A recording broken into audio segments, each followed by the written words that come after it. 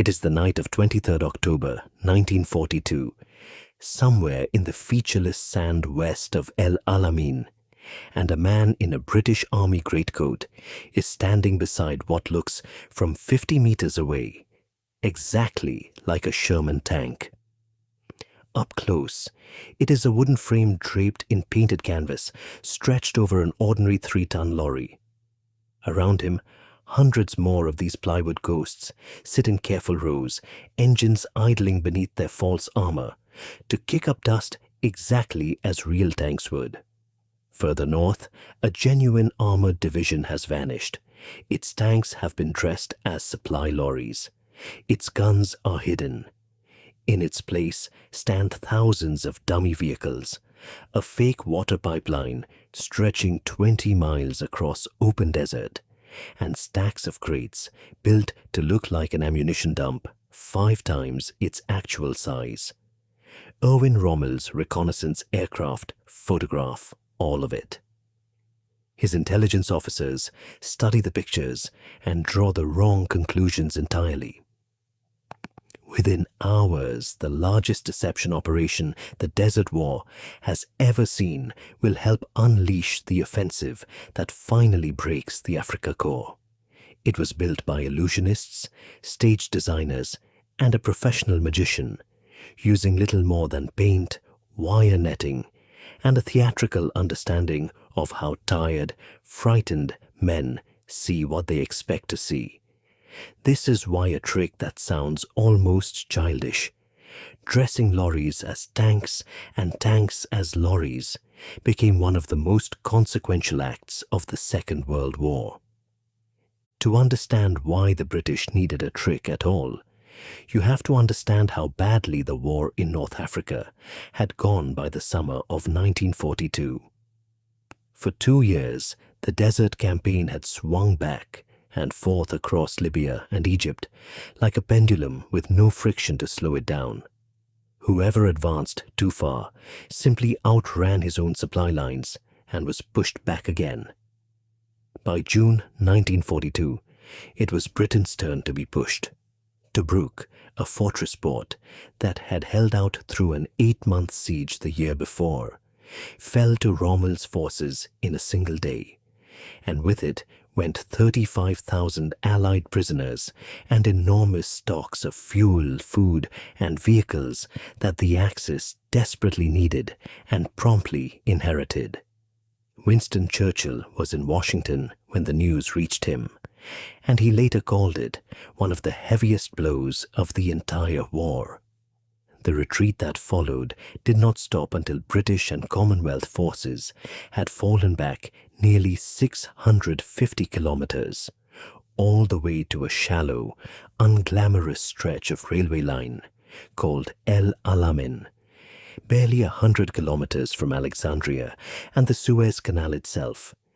There was quite literally nowhere left to retreat to. Lose here, and Egypt was open, the canal was open, and Britain's entire position in the Middle East, along with its oil, unraveled with it. The trouble was that simply holding the line was not enough. Rommel, dubbed the Desert Fox even by his enemies, had built a reputation for reading the ground and his opponents better than almost any commander alive. And Axis intelligence had grown skilled at tracking British troop movements through reconnaissance flights, wireless intercepts, and the simple mathematics of dust clouds and vehicle tracks in open terrain. Any large-scale attack telegraphed itself for days before it began. Armored divisions could not simply appear from nowhere. The desert offered no forests to hide in, no hills to mask an approach, nothing but flat gravel and sand for kilometers in every direction. General Bernard Montgomery, newly arrived to take command of the 8th Army in August 1942, understood that he could win the coming battle only if he chose precisely when and where it began, and that meant solving a problem that had defeated every commander before him in this theater. How do you hide 150,000 men, over 1,000 tanks, and nearly 900 artillery pieces on a featureless plain in full view of an enemy who was actively looking for them? The answer came from an unlikely quarter of the British war effort, a unit with the deliberately dull name of A-Force, run by Brigadier Dudley Clark, a man who had spent years perfecting the art of making the enemy believe things that were not true. For the operation that would precede the Second Battle of El Alamein, codenamed Operation Bertram, Clark's planners worked alongside camouflage officers, engineers, and set designers pulled from the film and theater industries, men whose peacetime skill had been building convincing illusions on a stage rather than a battlefield. Chief among them was Jasper Maskelyne, a professional stage magician from a famous family of illusionists who had talked his way into camouflage work and brought with him a magician's instinct for misdirection. The idea that an audience sees what it is led to expect to see, not necessarily what is actually there. Working from a camouflage development unit nicknamed the Magic Gang, based in Cairo and in workshops scattered near the front, the team set about solving two problems at once, because a good deception is never one trick, but two working in opposition. First, the genuine build-up in the north, where Montgomery intended to strike, had to be hidden. Second, a fake build-up in the south, where he had no intention of attacking, had to be made to look overwhelming. The northern deception, codenamed Operation Diamond, relied on a device the team called sunshields, simple canvas and timber frames that slotted over a real tank and from the air transformed it into the silhouette of an ordinary 3-ton lorry.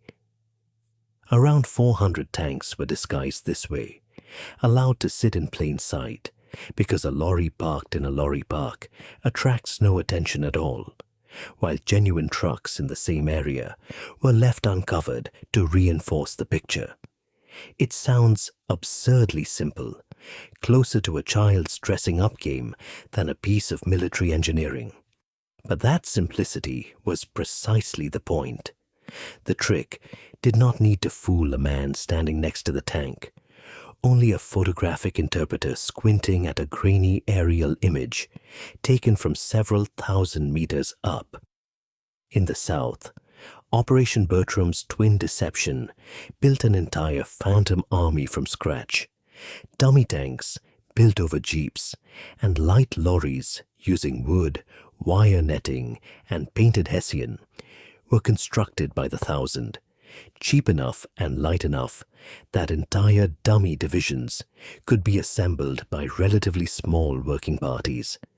A fake water pipeline, complete with dummy pumping stations, was built at the deliberately unhurried pace of roughly 8 kilometers a week, timed so that Axis intelligence would calculate it could not possibly be finished, and therefore no attack could possibly be ready before mid-November, 3 weeks after Montgomery actually intended to strike.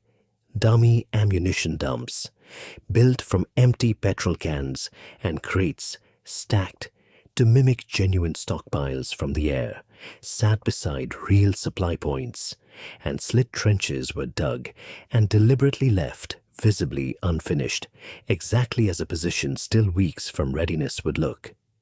Even sound played its part. Recordings and engine noise were used to suggest tank movements where none existed, while genuine armored formations in the north moved at night, under strict wireless silence, their tracks swept and disguised at dawn.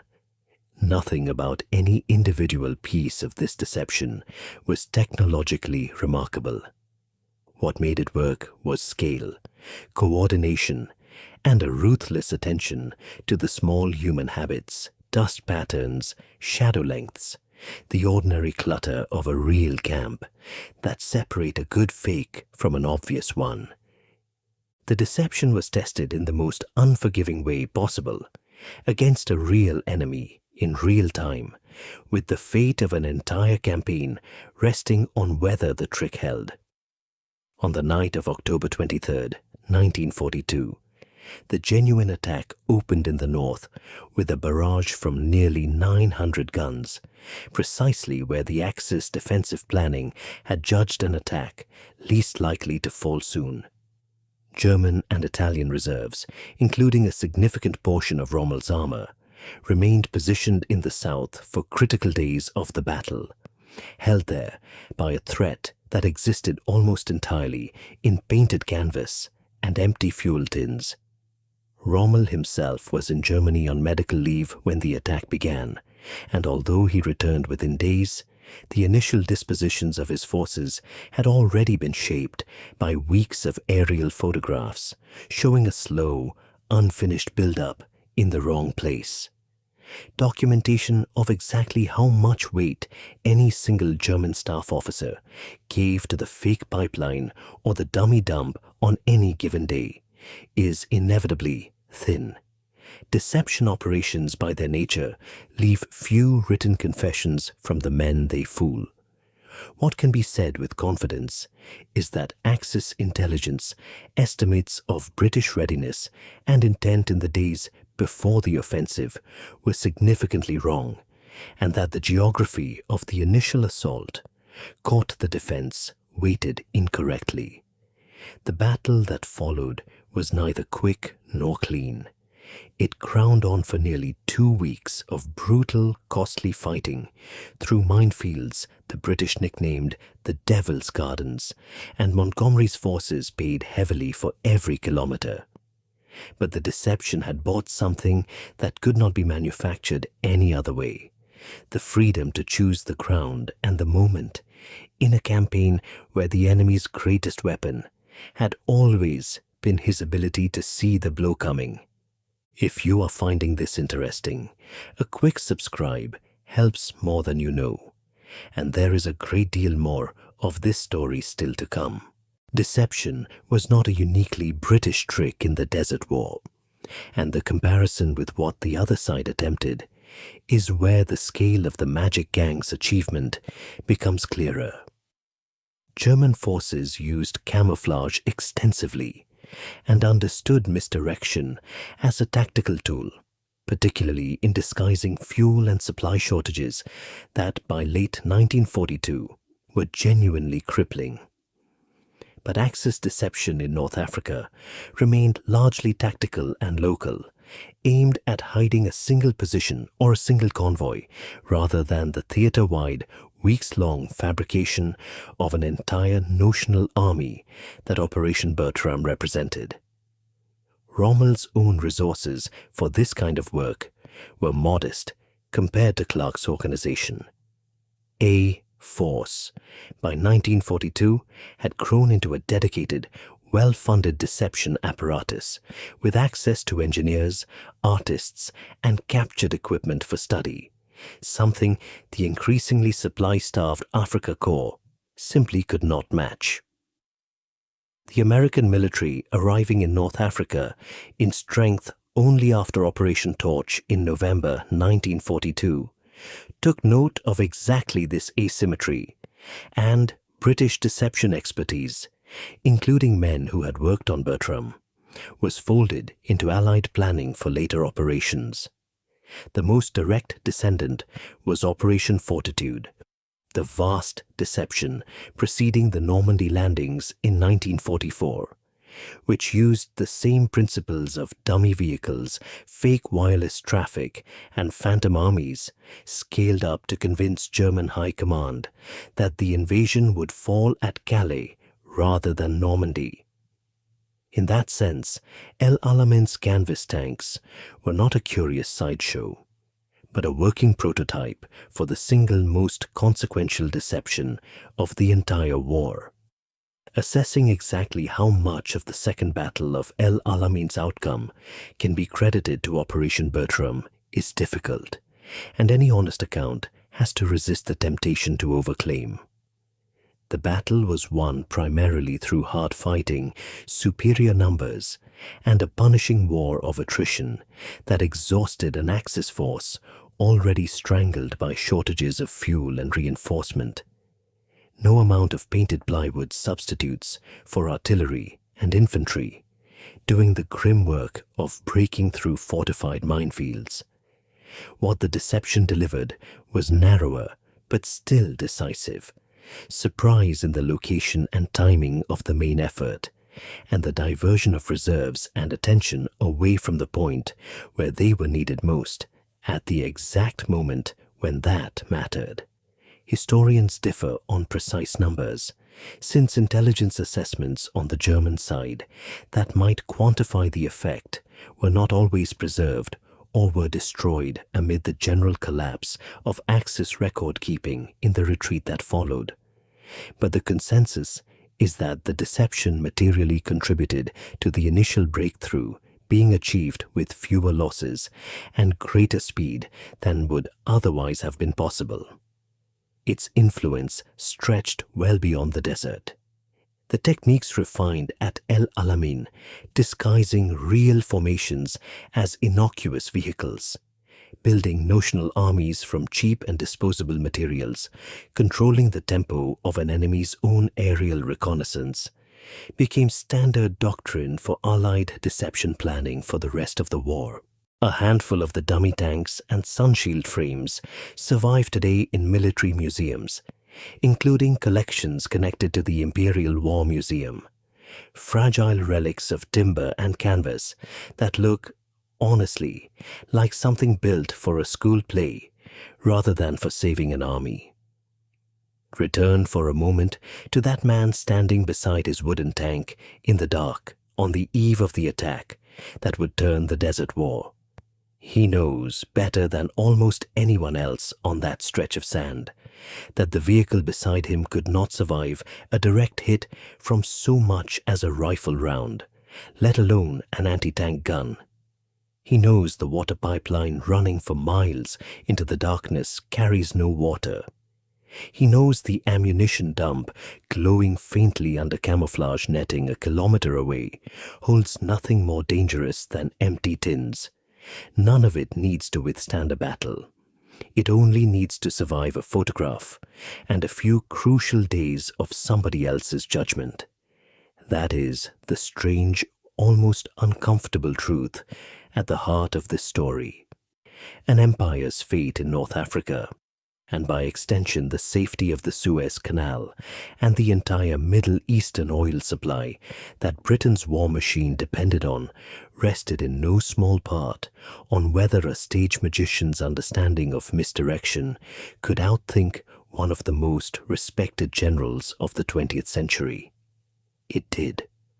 Rommel, a man whose entire reputation had been built on reading a battlefield better than his opponents, was reading a battlefield that had been deliberately rewritten in front of him.